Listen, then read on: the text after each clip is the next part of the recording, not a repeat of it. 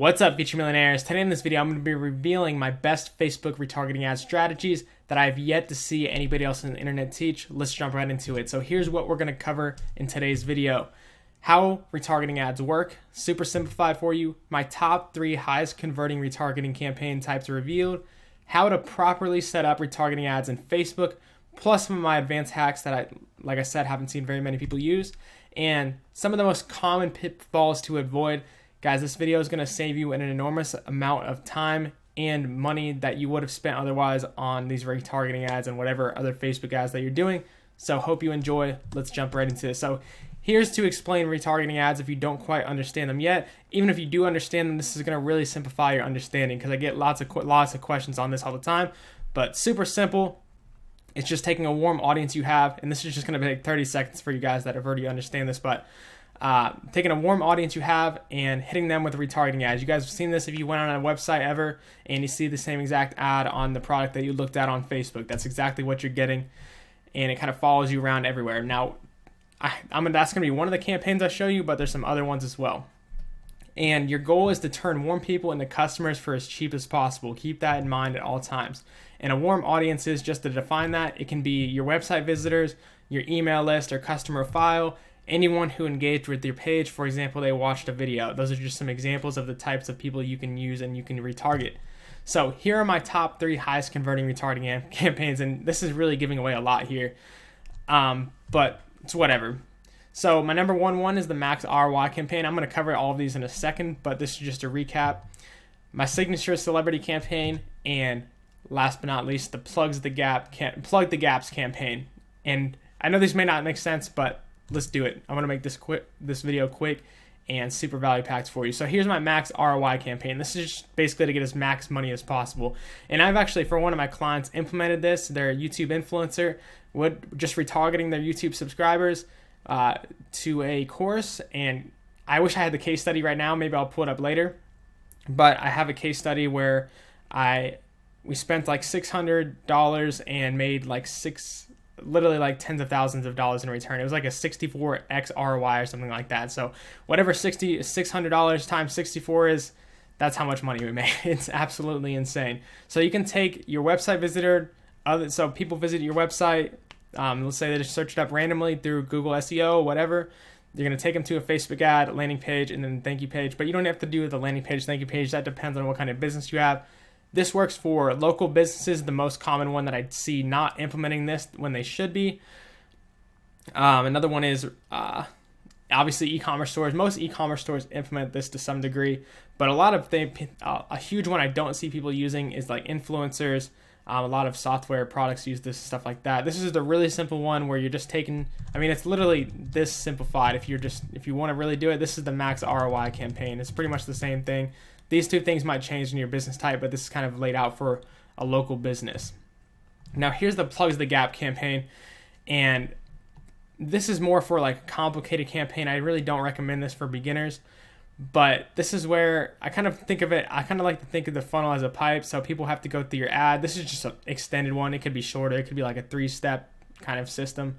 But let's say you're running a webinar where you're selling something on the webinar. This is what it might look like. So you've got an ad, you got a landing page, you got a thank you page, a webinar. You guys have probably seen this before if you've gone through Facebook ads, even though you might not understand these terms or whatever.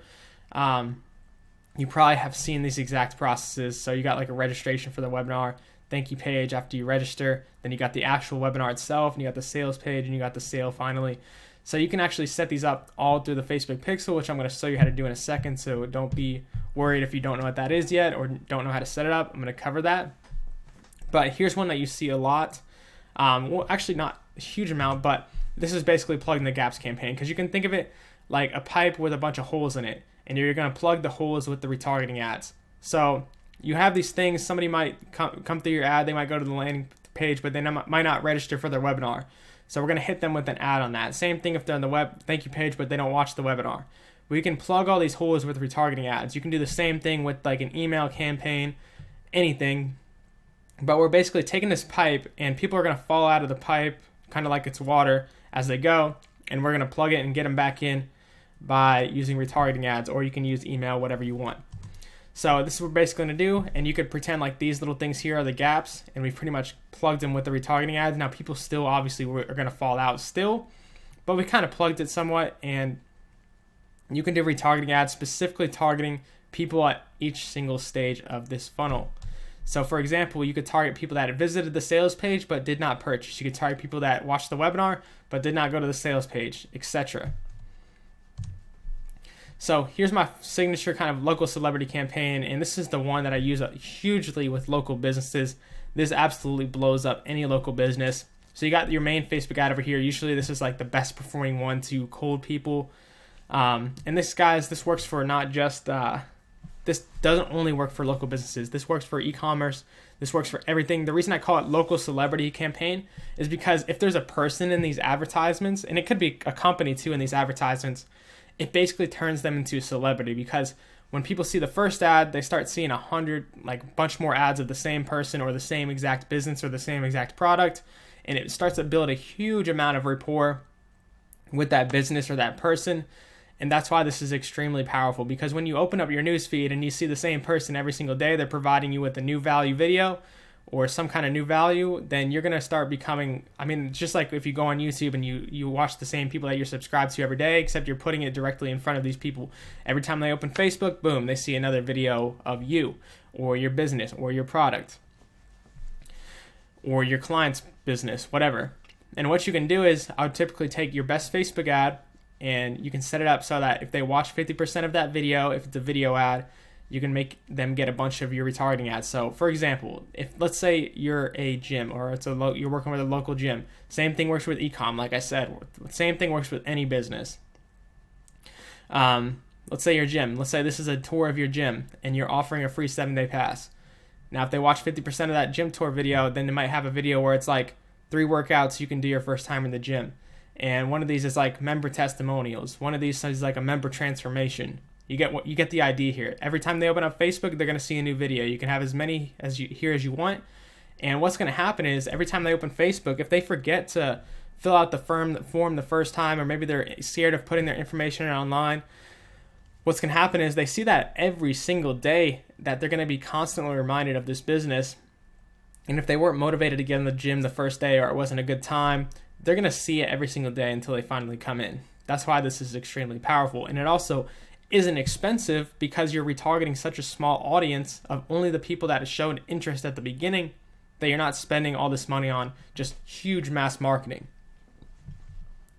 And so you can do the same thing if they click on the ad itself, then you can send them back and get them these retargeting ads. You're going to keep sending them these retargeting ads, and every retargeting ad can lead back to a landing page or a lead form, whatever you kind of got, a sales page, anything. And then from there, you're going to take them to a thank you page, follow up with the lead, and then finally you can make the sale. Or you can just take them to the thank you page, or the sales instantly. Obviously, this kind of changes based on what kind of business you're running, but you get the idea. So, how do you set up retargeting ads? Really simple. Let's jump right into it. So you go to the Facebook Ads Manager, search Facebook Ads Manager, or log in, whatever you need to do, and you're going to choose your objective. Now, a thing that a lot of people don't know about retargeting ads, you might think that you're going to choose the same objective that you normally do for everything. But it kind of varies. It's a lot of times actually really cheap if you do the objective of like reach or video views. If you have a video, one of these two, it's actually extremely cheap. I'd say maybe the reach one is even cheaper than anything.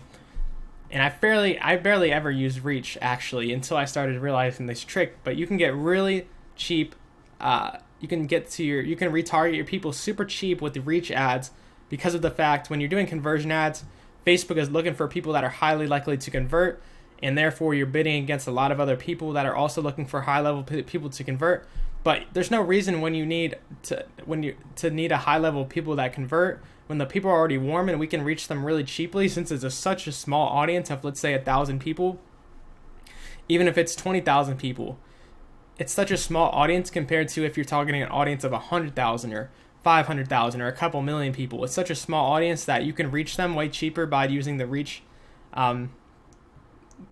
ad type, because Facebook will specifically go to reach. So you're very likely to reach every single person that was in your audience for a very cheap amount. The other thing is too, is if your audience is really small, conversions will typically spend the whole budget. Like let's say you put the daily budget at $5 a day and you got like 100 people in there, it'll pretty much spend $5 a day no matter what, even if you only reach like 10 people. Compared to the reach one, it won't actually spend all of that money. And let's jump right into that. So what's this going to look like? How do you actually create the retargeting ad? Well, it's all going to come down to plugging in stuff here in this custom audiences place right here. And what you're going to do is you're going to do create new, and you're going to do custom audience. And you're going to choose one of these options. You can upload your customer email list. You can, if you put the Facebook pixel in, you can choose website traffic, and I'll show you how to set that up in a second. You can do app activity if you have an app for some reason. Offline activity, I've never quite used this, but you can mess around with it if you want to. I would say that's pretty rare for anyone to use, but the last one you got is engagement, and you can choose if you want people that engaged with your videos, people that clicked on your lead forms, people that clicked on your ads, people that clicked on your page, people that liked your page's posts, or people that interacted with your Instagram, people that interacted with a certain event. So many different options. But you basically just choose one of these options. Let's say you want to do website traffic, and you choose your pixel here, and it's going to pop up, which I'll show you how to do the pixel in a second. And from there, you can do someone that became a lead, if you have that set up, or you can do someone that all the website visitors in the past 30 days, or you could say, for example, if you wanted to do, so let's say I want to do my website visitors of the past, let me show you guys, for example, since I already have the audiences here, let's say they attended the training. So I have a webinar. Let's say they attended the training, but they didn't buy. So I'm going to put a specific retargeting ad. I'm doing the plug the gap method that I showed you earlier. So I'm going to exclude people that didn't buy. So I'm going to exclude purchased. So I include people that watched the webinar, but I excluded people who didn't buy. So I can maybe put ads out to these people that they saw the webinar, but they didn't buy, so maybe I can give them more value and give them more incentive to buy. That's just an example. That's exactly how you can set this up. So let me show you how to make the pixel. Obviously, from there, you can continue this out. You can set a frequency cap with the reach method. That's another thing that I really like about this method, because you can set a frequency cap, and I wouldn't put it at 1 impression every 7 days. I'd probably put it higher than that. You'd probably want to put it like 1 per day I had maybe put like 2 or 3 per day. Put like 3 per 1 day. I think it's a pretty good start. And then it also kind of ensures that your audience. Now another thing, I'll keep this for the mistakes actually, but let me show you how to do the pixel real quick. So let's say you don't have a pixel. Open up here, all tools, pixels. I'll leave the page. All right.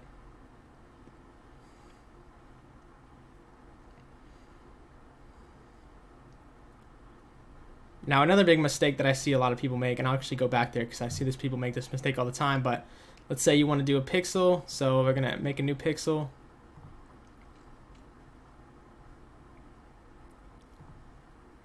All right, load it up.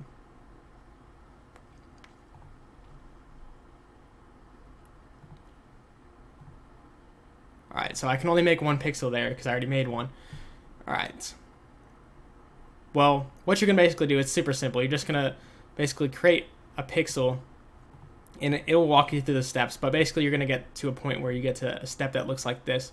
It'll just tell you to like make a name. But then after you created it, you'll get a menu like this, and then you'll be able to either manually install the self or use a tags manager. If you have one of these websites here, click on this. If you have one of these, then I would suggest using this. If you don't, then you can do it this way. And you can go ahead and take this, copy this. I'm going to go into something like ClickFunnels, for example. You can go do this in Squarespace. You can do this in your website.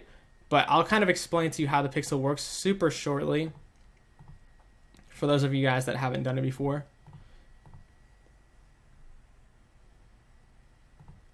And I'll show you at the audience at the same time. So we need the reach, audience. All right. Pull up a random funnel here. And what's going to happen is this is different for every single kind of website that you use. You'll just have to look up how to install the Facebook pixel for your specific website. But if you already kind of understand how your website stuff works, you'll need to find something like this. That's a tracking code kind of deal. And basically you just paste that tracking code right in there. And so the way this works in ClickFunnels is this Facebook pixel code will go on the entire funnel. So it'll go on all of these pages. But if I want to put something on a specific page, then I'll need to go click on the page and I'll need to put something on a specific page. And like I said, there's different tutorials on every single website, so you have to look up that on your own. But for this, I go to put a tracking code on this specific page, and boom, there you go. If I want to put a specific event. So you've also got the pixel that goes in the entire website, and then you've also got the events. Now there's two ways you can do events. You can, one, plug in your website URL, or two, you can put the event tracking code on the website. So first, I'll show you how to use the event tracking code. So you put, let's say someone generates a lead, and you put this on the thank you page, you copy this, and let's say this is the thank you page, we put this on the specific thank you page. So when somebody's on the normal page, they get hit with the normal Facebook pixel, but then when they get to when they opt in, they put in their email, they get sent to the thank you page. Now they're gonna hit that pixel code, and it's gonna tell Facebook this person became a lead, and then you can retarget them if you were retargeting website leads, for example. If you're retargeting people that became leads on your website, that's exactly how that works. And if you just put the Facebook pixel on the whole website, that's a really easy way. If you're just really basic, you want to do that maximum ROI campaign, and that's the only thing you want to do, just put the Facebook pixel on your whole website, and that'll do just fine. The other way that you can do it is you can set up to track leads is you do custom conversion. And if you do want to do it, if you don't want to put the pixel on an individual page, or it's a little bit difficult to figure out for you, you can just put the URL of the thank you page in here, and that's how you can set up your conversion. You can set how much it's worth to you, what kind of category it is, and give it a name, like became a lead on your website or something like that. Super, super simple. All right, so just to finish this off, we're going over the most common mistakes. So one mistake that I see is you do have to put an audience in here. Make sure if your ads don't run, there's only two problems there could be. There's either nobody in your audience or not enough people in your audience, or two, and you typically need, there's not really a minimum you typically need really, but if you only have like 2 or 3, it's pretty unlikely that your ads are going to run very much. The other problem that I see is that people don't have something in the settings right here, and a big mistake I've seen a lot of people make is you do have to put a location here. So if you want to do everyone in the world, you need to type worldwide, and you want to make sure your ages and everything are super broad here so that everyone that possibly visited your website actually gets these ads. So that's something important. I've seen people try to run the ads with nothing in here. That doesn't work. There has to be a location. And that's pretty much covers everything there.